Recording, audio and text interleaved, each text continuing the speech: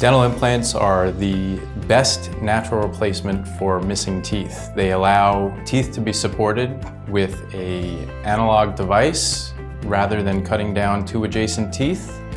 To support a missing tooth, we are now able to do single tooth replacement in situations that call for replacing one tooth or multiple teeth. Depending upon the number of teeth that we need to replace, dental implants can be valuable in replacing the single tooth with just a simple crown, or multiple teeth to avoid the patient having to go through with wearing a removable prosthesis, rather have something fixed that performs and functions just as their natural dentition would.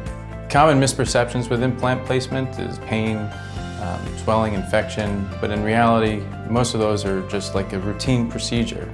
This is done under local anesthesia in a very sterile environment and gets rid of all those issues regarding pain, swelling, and infection. So if you're missing one tooth, multiple teeth, or even all your teeth and are uncomfortable wearing your removable prosthesis, including dentures or removable partial dentures, implant reconstruction and placement is an option for you. You should come seek us for help with a consultation, and we can tell you how implants can best suit your needs.